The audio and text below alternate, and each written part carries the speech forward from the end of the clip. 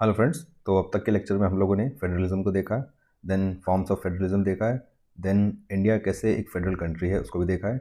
अब हम लोग देखेंगे कि जब इंडिया में हम लोग फेडरलिज्म को इम्प्लीमेंट करते हैं तो कौन कौन से इश्यूज राइज करते हैं। ओके, तो फर्स्ट ऑफ ऑल आपको अब तक पता ही चल गया होगा कि फेडरलिज्म का मतलब क्या है। फेडरलिज्म का सिंपल मीनिंग है कि किसी भी कंट्री के अंदर मल्टीपल लेवल ऑफ गवर्नमेंट का होना। जैसे इंडिया में क्या है, इंडिया में सेंट्रल गवर्नमेंट या यूनियन गवर्नमेंट और स्टेट गवर्नमेंट है। ओके, अब जब हम लोग ये दोनों स्टेट्स, दोनों टाइप के गवर्नमेंट के बीच के रिलेशंस की बात करते हैं ना, तो बहुत सारे इश्यूज राइज करते हैं और उन्हीं इश्यूज को हम लोग इसमें अब देखेंगे। ओके, तो चलिए स्टार्ट करते हैं। तो फर्स्ट हमारा इशू है लिंग्विस्टिक स्टेट्स का। तो अभी हमें क्या देखना है कि ये हमारा जो मैप है ये 1947 के टाइम का है, यानी जस्ट आफ्टर इंडिपेंडेंस, और ये जो मैप है वो 2013 का है। तो अगर आप दोनों में कंपेयर करोगे तो आपको ये 1947 में बहुत सारे स्टेट्स ऐसे हैं जो आपको नहीं दिखेंगे जो 2013 में हो गए हैं। ओके, इट मीन्स इंडिया की जो पॉलिटिकल बाउंड्रीज है, इंडिया के स्टेट की जो बाउंड्रीज है, इंडिया की पॉलिटिकल बाउंड्री नहीं, इंडिया की जो स्टेट की बाउंड्रीज है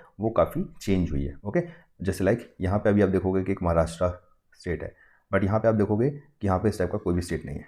ओके, तो इस टाइप से हम लोग देख रहे हैं कि 1947 से लेकर अब तक बहुत सारे स्टेट्स, नए स्टेट्स बने हैं और बहुत सारे स्टेट्स की बाउंड्रीज भी चेंज हुई है। ओके, तो if you look at the political map of India when it began its journey as a democratic country in 1947 and that of 2013, तो हम लोग क्या देख रहे हैं, बहुत सारे चेंजेस देख रहे हैं। और वो कौन से चेंजेस हैं कि बहुत सारे जो पुराने स्टेट्स हैं उनको ख़त्म किया और बहुत सारे नए स्टेट्स बनाए। और इवन हम लोगों ने क्या किया, हम लोगों ने मतलब यूनियन गवर्नमेंट ने बहुत सारे स्टेट्स की एरियाज़ को, बाउंड्रीज़ को, यहाँ तक कि उनके नेम्स को भी चेंज किया है। ओके, और हम लोग ये भी देखते हैं कि ये जो स्टेट्स का फॉर्मेशन हुआ है वो डिफरेंट डिफरेंट बेसिस पे हुआ है। जैसे लाइक यूनियन गवर्नमेंट का ये इनिशिएटिव रहा कि जो पीपल सेम लैंग्वेज बोलते हैं उनको एक सेम स्टेट में रखा जाए। ओके, और नॉट ओनली लैंग्वेज, और भी बहुत सारे इशू बेसिस थे जिनके बेस पे यूनियन गवर्नमेंट ने नए नए स्टेट्स को बनाया। जैसे लाइक कल्चर, एथनिसिटी और जोग्राफी के बेस पे हम लोगों ने मतलब यूनियन गवर्नमेंट ने नागालैंड, उत्तराखंड और फिर झारखंड को बनाया।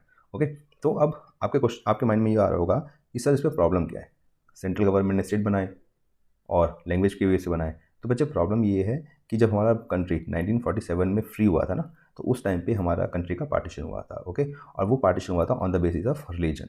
तो जस्ट आफ्टर द फ्रीडम हमारे कंट्री में लैंग्वेज के बेस पे न्यू स्टेट्स की डिमांड होना स्टार्ट हो गया था। तो जो उस टाइम के लीडर्स थे, नेशनल लीडर्स थे, उनके माइंड में ये था कि अगर कहीं हमने लैंग्वेज के बेस पे डिफरेंट डिफरेंट स्टेट्स की डिमांड को फुलफिल करना स्टार्ट किया या नए स्टेट्स बनाना स्टार्ट किया, तो कहीं वो हमारी यूनिफिकेशन को या हमारी यूनिटी को ब्रेक ना कर दे।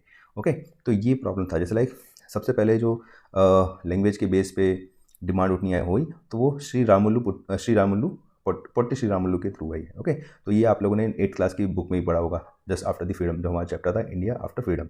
तो यहाँ ये इशू है। अब according to Indian constitution parliament के पास ना सोल राइट है। सोल राइट किस चीज़ का? सोल राइट है नए स्टेट्स को बनाने का और उनके अंदर कोई भी चेंज करने का। इट मीन्स उनके एरिया में कोई चेंज हो रहा है या बाउंड्री में चेंज हो रहा है या उनके नेम में चेंज हो रहा है, तो इट मीन्स इंडियन कॉन्स्टिट्यूशन के अकॉर्डिंग नए स्टेट बनाने का सोल राइट है यूनियन गवर्नमेंट के पास। और पीपल्स डिमांड कहाँ कर रहे हैं नए टाइप के स्टेट बनाने का? स्टेट में। ओके, तो यहाँ पे इशू हो गया। तो इट मीन्स सेंट्रल गवर्नमेंट नहीं चाहता कि वो नए स्टेट बनाए on the basis of language. क्यों? क्योंकि उनके माइंड में यही है कि कहीं हमारी यूनिटी ब्रेक ना हो जाए। ओके, और दूसरे साइड पर हम लोग क्या देख रहे हैं कि पीपल्स कंटिन्यूसली डिमांड कर रहे हैं नए स्टेट्स का on the basis of language. Okay, but हम लोगों ने ये जब फर्स्ट स्टेट जो था हमारा Andhra Pradesh, which was formed on the basis of language, तो उसके बाद जब वो आंध्र प्रदेश का फॉर्मेशन हो गया तो उसके बाद कंटिन्यूसली बहुत सारे स्टेट्स का फॉर्मेशन हुआ on the basis of language.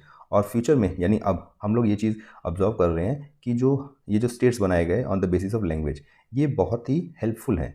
Okay, और इवन ये एडमिनिस्ट्रेटिवली बहुत हेल्प करते हैं एक दूसरे के साथ कम्युनिकेट करने में और उनके पीपल्स को एक दूसरे से एडमिनिस्टर करने में। ओके, देन हमारा सेकंड है लैंग्वेज पॉलिसी। अब ये लैंग्वेज पॉलिसी क्या है, तो आपको देखना होगा कि हमारे इंडिया में क्या है, यूनियन गवर्नमेंट है और फिर उसके नीचे बहुत सारी स्टेट गवर्नमेंट है। उसके नीचे का मतलब ये नहीं है कि ये सारी स्टेट गवर्नमेंट यूनियन गवर्नमेंट के अंडर में है। ओके, मतलब इंडिया के अंदर बहुत सारी स्टेट गवर्नमेंट है और यूनियन गवर्नमेंट है। ओके, तो अब यूनियन गवर्नमेंट को इन स्टेट्स के साथ कम्युनिकेट करना पड़ता है और इवन स्टेट गवर्नमेंट को भी आपस में कम्युनिकेट करना पड़ता है। तो अब इशू ये आता है कि कौन सी लैंग्वेज में ये कम्युनिकेशन होगा, क्या कोई एक लैंग्वेज होगी या फिर मल्टीपल लैंग्वेज होगी। ओके, तो at the time of freedom और जब हमारा कॉन्स्टिट्यूशन इम्प्लीमेंट हो गया तो उस टाइम से लेकर आज तक अभी तक हमारे पास कोई भी नेशनल लैंग्वेज नहीं है। फर्स्ट ऑफ ऑल हमें ये अपने माइंड में क्लियर करना पड़ेगा।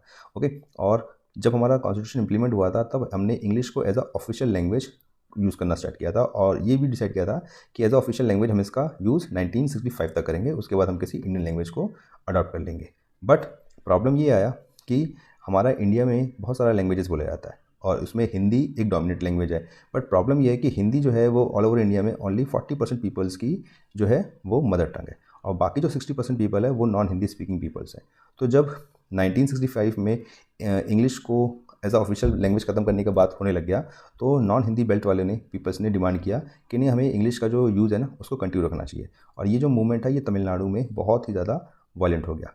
ओके, क्योंकि वो लोग हिंदी का यूज़ नहीं करना चाहते थे। देन अब इसका सोल्यूशन क्या हुआ, इस लैंग्वेज मतलब ये जो इशू राइज किया डिफरेंट स्टेट्स के बीच में और सेंटर स्टेट के बीच में, तो उसका सोल्यूशन क्या आया? तो सोल्यूशन ये आया कि फर्स्ट ऑफ ऑल हम लोग इंग्लिश के यूज़ को कंटिन्यू रखेंगे और हिंदी के यूज़ को भी कंटिन्यू रखेंगे, बट ऑफिशियल पर्पस के लिए। और सेकेंड थिंग, कॉन्स्टिट्यूशन के अंदर हम लोगों ने 21 लैंग्वेजेस का एक लिस्ट बनाया। ओके, अब ये लिस्ट बनाने का क्या पर्पस था? पर्पस ये था कि अगर कोई भी सेंट्रल गवर्नमेंट की जॉब का या कंपटीशन का हम लोग कंडक्ट कर रहे हैं तो उसके अंदर कोई भी कैंडिडेट ये जो 21 लैंग्वेजेस की लिस्ट है उनमें से कोई भी लैंग्वेज को चूज़ करके एग्ज़ाम्स को दे सकता है। और सेकेंड थिंग, स्टेट्स को राइट दिया कि वो अपनी ऑफिशियल लैंग्वेज को खुद चूज़ कर सकते हैं। ओके, और इवन दो स्टेट आपस में किस लैंग्वेज में कम्युनिकेट करना चाहते हैं वो भी वो लोग डिसाइड कर सकते हैं। But at the same time central government ने हिंदी को भी प्रमोट करना स्टार्ट रखा। और इसका लेकिन ये प्रमोशन जो सेंट्रल गवर्नमेंट कर रहा है उसका मतलब हिंदी को इम्पोज नहीं करना है, प्रमोट करना है। ओके, जैसे हम लोग हिंदी दिवस मनाते हैं, ओके, तो वो एक प्रमोशन करना है, वो ये नहीं करना है कि तुमको मैं इम्पोज कर रहा हूँ। ओके, तो देन नेक्स्ट है कि अल्टीमेटली जो हुआ ना, ये जो फ्लेक्सिबिलिटी दिखाई लैंग्वेज के बेस पे हमारे पॉलिटिकल लीडर्स ने, ओके, उससे कंट्री को एक इम्पॉर्टेंट फ़ायदा ये हुआ कि हमारा जो कंट्री है उसको श्रीलंका जैसी कंडीशन को फेस करने का मौका नहीं मिला। क्यों? क्योंकि श्रीलंका में क्या था, वहाँ पे जो सिंगली पीपल्स थे वो तमिल पीपल्स की लैंग्वेज को एक्सेप्ट ही नहीं कर रहे थे। ओके, तो वो चीज़ हमारे इंडिया में नहीं हुई और श्रीलंका जैसी सिचुएशन हमारे इंडिया में नहीं बनी। देन नेक्स्ट हमारा है कि सेंटर और स्टेट के बीच का रिलेशंस कैसा है। तो इसको जब हम लोग इस टॉपिक को पढ़ते हैं तो इसमें हम लोग उसको दो डिवीज़न करते हैं, दो पार्ट्स में डिवाइड करेंगे। फर्स्ट पार्ट है बिफोर 1990। ओके, बिफोर 1990 सेंटर और स्टेट के बीच में रिलेशन कैसा था, और आफ्टर 1990 सेंटर और स्टेट के बीच में रिलेशन कैसा था। तो बिफोर 1990 की अगर हम लोग बात करेंगे तो मोर और लेस क्या होता था कि कोई एक ही पॉलिटिकल पार्टी सेंटर में मेजोरिटी में रूल करती थी। मेजोरिटी मतलब कि उसके जितने सारे मतलब वो अकेले मेजोरिटी में है, उसने किसी के साथ शेक हैंड करके या फ्रेंडशिप करके गवर्नमेंट को फॉर्म नहीं किया, जिसको हम लोग कोलिजन टाइप की गवर्नमेंट कहते हैं।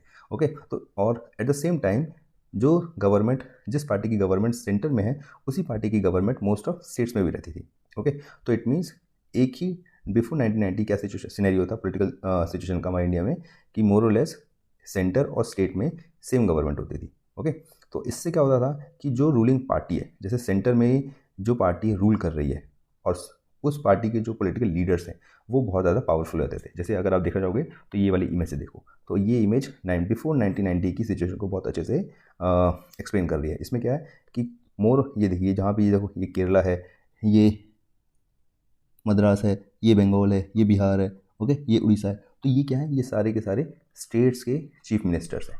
ओके, और ये सभी के सभी मेंबर्स हैं किसके, कांग्रेस पार्टी के भी। और at the same time Congress का जो गवर्नमेंट है वो सेंटर में भी है, और सेंटर में प्राइम मिनिस्टर कौन है? प्राइम मिनिस्टर है इंदिरा गांधी। तो अब इसमें क्या हुआ कि सेंटर में कांग्रेस पार्टी का पावर है और स्टेट में भी कांग्रेस पार्टी का पावर है। तो ऐसे टाइम पे कांग्रेस पार्टी के अंदर जिसकी सिचुएशन पावरफुल होगी वो स्टेट में भी अपने आप को डोमिनेट करने लग जाएगी। इट मीन्स यहाँ पे क्या हुआ कि इंदिरा गांधी की सिचुएशन इतनी ज़्यादा पावरफुल थी कांग्रेस के अंदर कि उन्होंने बाकी लीडर्स को ओवरशैडो कर दिया, यानी बाकी सीएम बाकी जो स्टेट्स के मिनिस्टर थे उनको ओवरशैडो कर दिया। ओके, बट आफ्टर 1990 क्या हुआ? आफ्टर 1990 हम लोग देखते हैं कि रीजनल पॉलिटिकल पावर्स पार्टीज़ का जो एमरजेंस था वो स्टार्ट हो गया। मतलब जो हमारी नेशनल पार्टीज़ थी उनका जो बेस था या उनका जो इम्प्रेशन था, इम्पैक्ट था, वो कम होने लग गया। और अल्टीमेटली क्या हुआ कि अभी सेंटर में गवर्नमेंट बनाने के लिए उन्हें रीजनल पार्टीज़ का हेल्प लेना पड़ा। ओके, तो इसकी वजह से रीजनल पार्टीज़ का इन्फ्लुएंस बढ़ गया।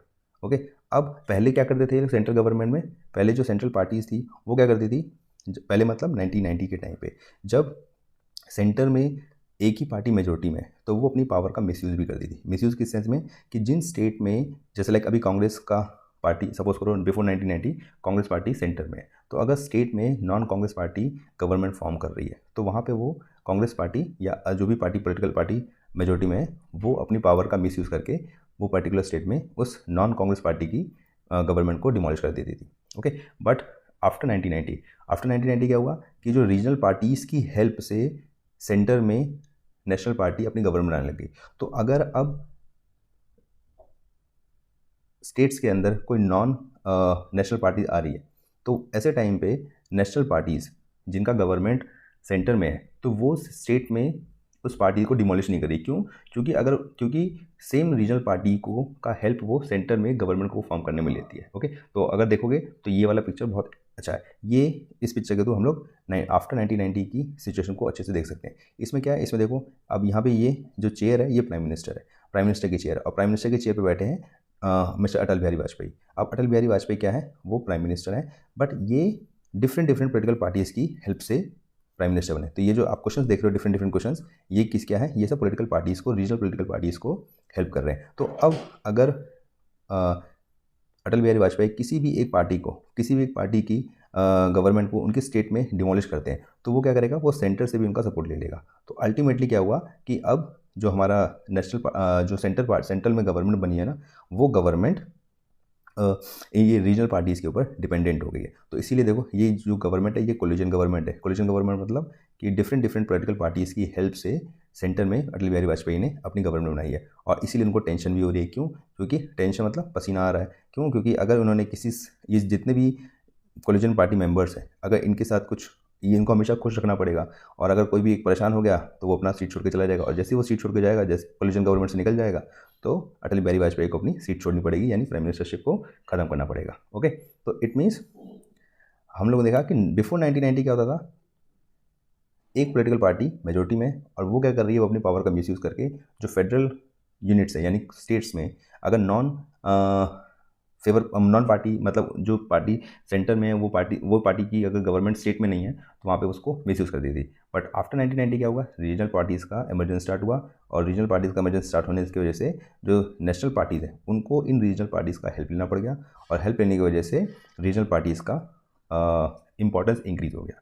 ओके, और अल्टीमेटली जो सुप्रीम कोर्ट है उसने भी अपने बहुत सारी जजमेंट्स में ये डिसाइड किया, ये जजमेंट दिया कि जो सेंट्रल गवर्नमेंट है वो स्टेट गवर्नमेंट को जो डिसमिस करती है वो बहुत ही आर्बिट्री मैनर से होती है, मतलब उसके पीछे कोई रीजनेबल रीज़न नहीं होता है। अल्टीमेटली हम लोगों ने क्या देखा कि फेडरल सिस्टम में जो पावर शेयरिंग का कंसेप्ट है, वो कंसेप्ट आज ज़्यादा इफेक्टिव है पहले की तुलना में। पहले क्या होता था, बिफोर 1990 कोई एक ही गवर्नमेंट पावरफुल है और वो अपनी पावर का मिसयूज़ कर रही थी। बट अभी क्या हो गया, अभी रीजनल पार्टीज़ की इफेक्टिव होने से सेंटर में जो सेंट्रल गवर्नमेंट है वो अभी उसकी पावर पे थोड़ा सा कंट्रोल हुआ है। ओके, तो यहाँ पे हमारा ये चैप्टर खत्म होता है। तो अगर आपको हमारा ये इनिशिएटिव अच्छा लग रहा है तो आप हमारे चैनल को सब्सक्राइब और वीडियो को लाइक कर सकते हैं। Okay, thank you.